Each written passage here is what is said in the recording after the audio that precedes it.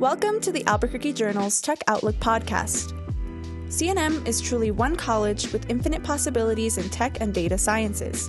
CNM offers programs where everyone can learn about software, apps, or how to build websites. You can also choose from AI programs and machine learning, the Internet of Things, and so much more. CNM, one college, infinite possibilities, and the proud sponsor of the Tech Outlook podcasts. Welcome to Tech Outlook, a podcast from the Albuquerque Journal Business Desk. My name is Megan Gleason, and I'm a reporter here at the Journal. Today I have with me a very special guest, somebody who's gotten the opportunity to do something a lot of us haven't. Jamila Gilbert has been to space. She was part of Virgin Galactic's final launch before the company started doing its commercial service launches. Jamila, thanks so much for being here. Thanks for having me. Super excited to be on. Yeah, why don't you tell everybody about yourself? Sure. As you mentioned, my name is Jamila Gilbert, and I am an artist, a communicator, and as of last May 25th, 2023, I became an astronaut. I was selected to fly aboard VSS Unity, and as you mentioned, that was the final flight before the launch of commercial service. And yeah, it was an incredible journey, and getting to see the experience for myself of what we were providing the team. So that has been just an incredible, it's the single greatest day of my life. My husband loves to hear that since we did have a wedding day, but it has been an amazing ride. Yeah. Tell me about the experience. Sure. The experience, I had quite a lot of time to think about it. And there are so many emotions that go into the actual flight. But leading into that, you actually go and you train at Spaceport America here in southern New Mexico for 3 days. And so you go out to Spaceport America. This is not a huge drive for me. I'm actually from Las Cruces, and so I grew up in the area. And at Spaceport, you complete 3 days of training. So you have a full medical team, a full training team, of course, your commander, your pilot, and you spend the entire week learning what it is that you need to prepare for as you head into your space flight. And so one of my favorite parts of training was actually getting to go in a small aerobatic aircraft. I had previously never been in a small airplane before. And so we went up in the Extra 300 with the commander of our mission, which is CJ Sturco. And basically you go up and you pull G's, and he tells you, remember what this feels like. Remember what this pressure feels like. And so you get to get a little taste of what spaceflight is going to be like in just a few days' time. So that was my favorite part of training.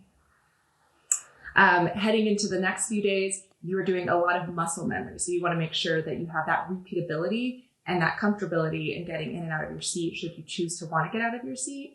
I very much wanted to.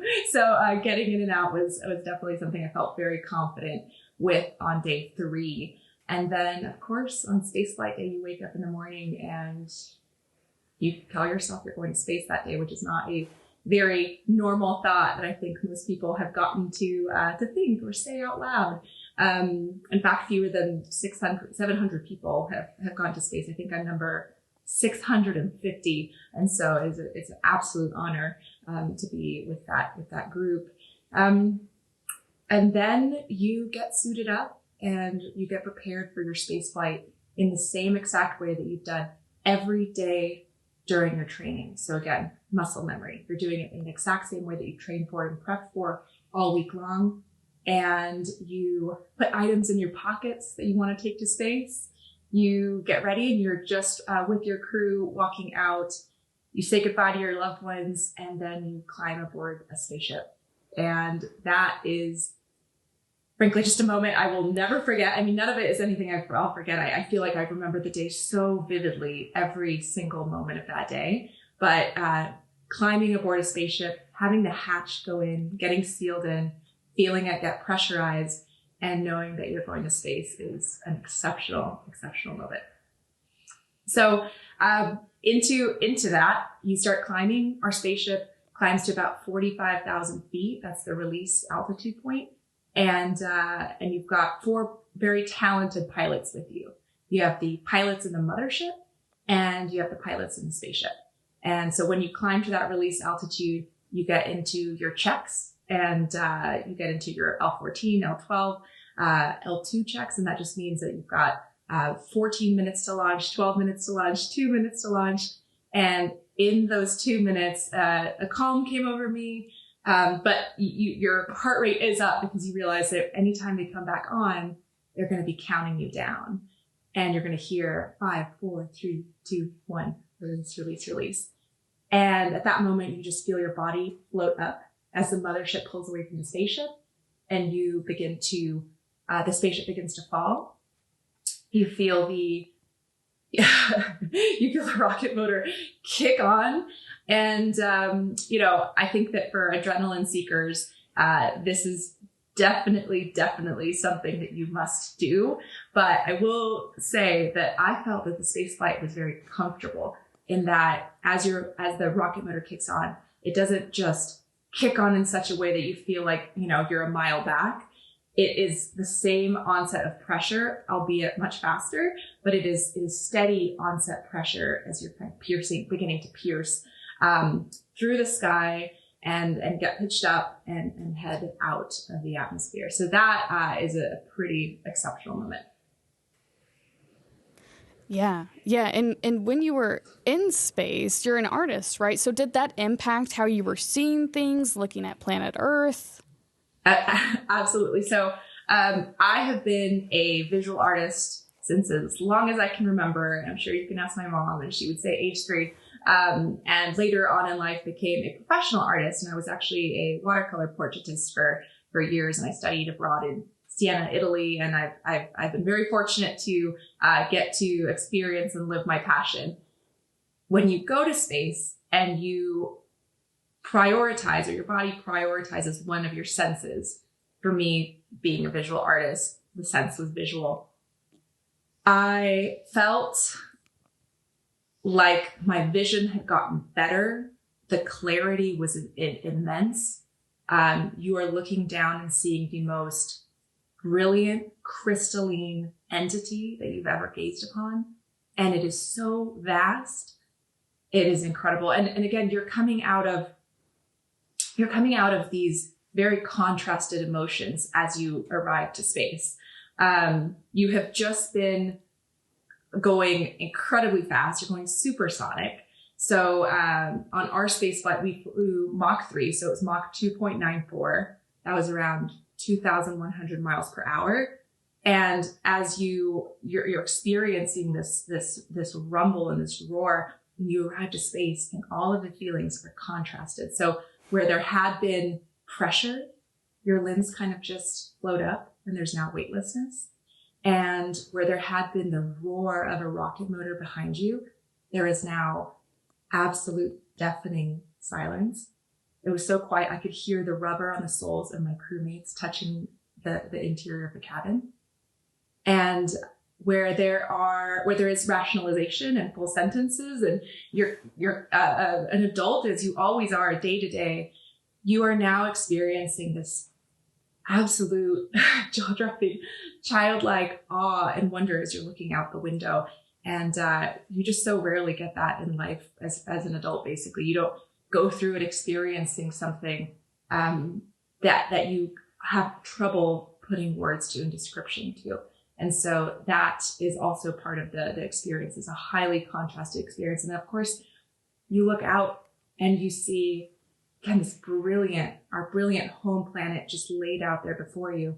And again, the contrast of what I would not even describe as the blackness of space. I would call it a depth. It is an endless, endless depth, and it just goes on. And you look down and you're like, oh, I want to be home. I don't want to be in space. I want to be in this loving home where there aren't borders or barriers or boxes. This is the place to be. So it gives you a new appreciation for planet Earth. Yeah. And you painted it when you came back. I did. So I locked myself in my studio and tried to, I typically work in watercolors or I work in oil, but it was like a 4x5 canvas, and I actually did it in acrylic. Acrylic dries just much faster. And my big, the main thing I wanted to do was just get the memory of it down immediately. Cause I had seen something that was just so shocking. Not only the planet, but something really beautiful happened during my space flight, where the Earth is so symmetrical, as you might expect. And the depth of space behind it, kind of framing it out, is just the most beautiful thing. It is almost ineffable. It's difficult to describe and put words to when you see it. And there was something in the middle that was changing the symmetry of what I was seeing. And I couldn't really quite make it out until my eyes adjusted. And across the limb of the planet, there was a crescent rising moon, and it was blue.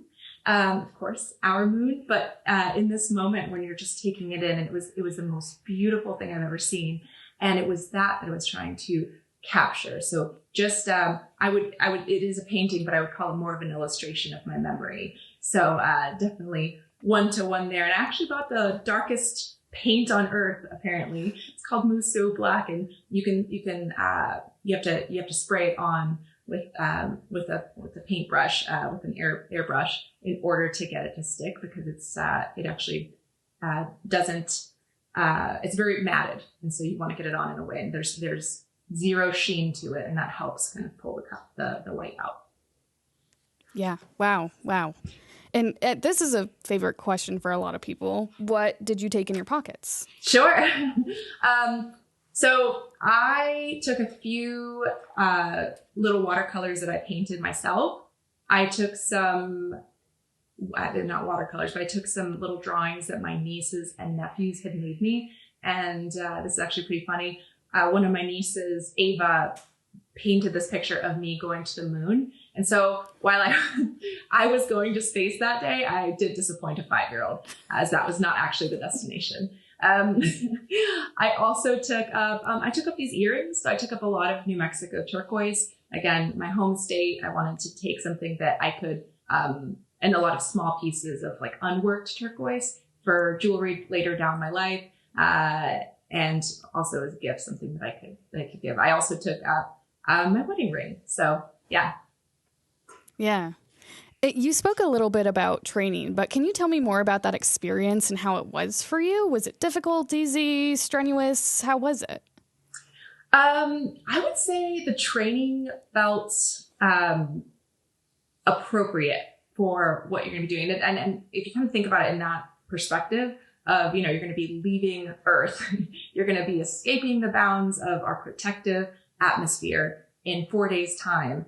And, how do you get all of that training into 3 days? I'd say it was appropriate. I'd say that the days were long. It was like a work day or less than a work day. And it's not just when you arrive to spaceport that it's the first time you're hearing about your flight profile and what to expect and what to feel. You will have had that in the year leading up to your space flight, 8 to 10 to 12 months, depending, right? And so this shouldn't be, when you arrive, it's not a shock of what you will be experiencing, doing. It's just reiterating what you've already had conversations on with your medical team and your training team. So that part is also very good. I did have the benefit of working with the company. So I had been with the company for about 4.5 years when I flew to space. And so I know that I have to kind of keep that lens to just for full disclosure. I know that I knew more about, I just knew the team, frankly.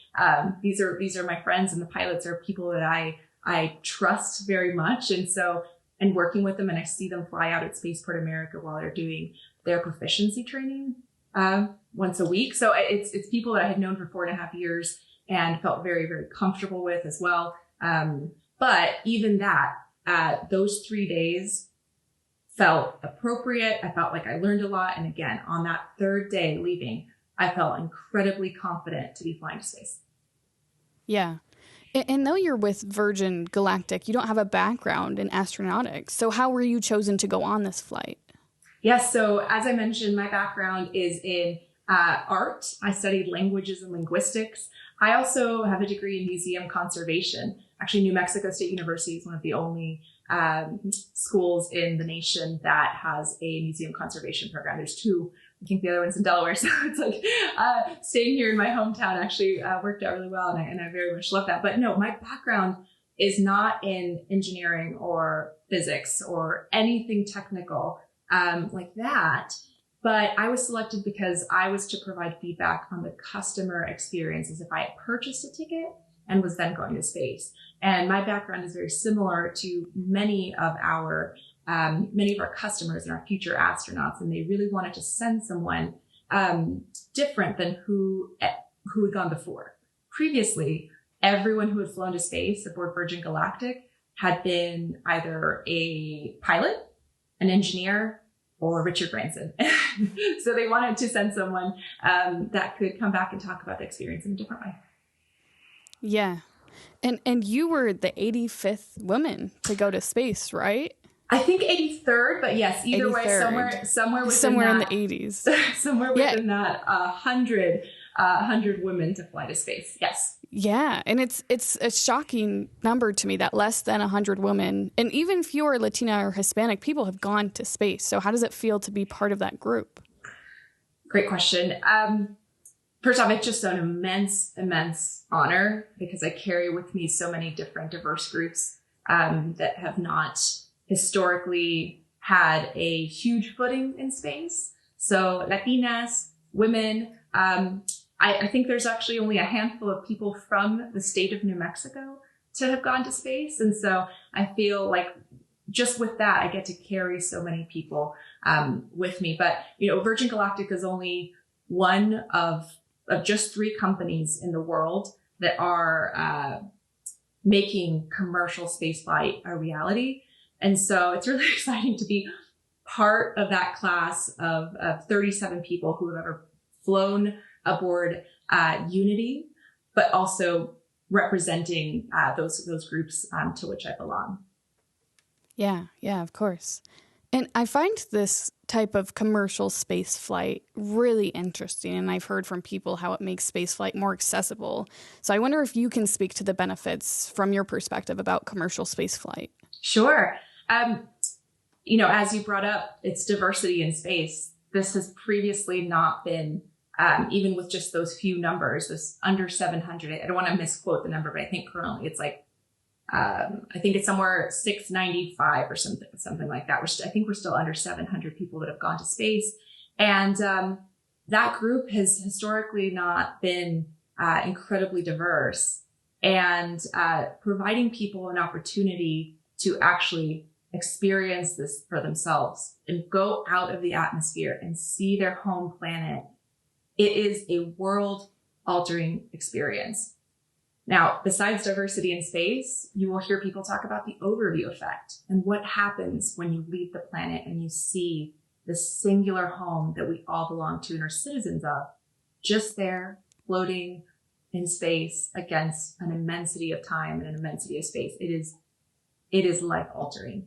And so I think that there's going to be a lot that comes from sending more humans to space from diverse backgrounds with diverse perspectives, and they're going to come back and want to have a kinder world and want to help one another. Yeah.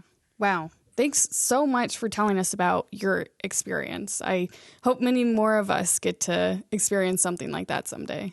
Thank you so much. Yeah. For everyone watching, thanks so much for tuning in. Tech Outlook comes out every Monday afternoon, so keep an eye out. But I think we're about all out of time for today, so I'll see you next time. Thanks again for listening. If you like this podcast or other journal podcasts, which are free, please consider getting a digital subscription to help support local journalism. You can find this podcast and all our other podcasts on YouTube, SoundCloud, Spotify, and iTunes. Thanks for listening, and remember to read, hear, and watch.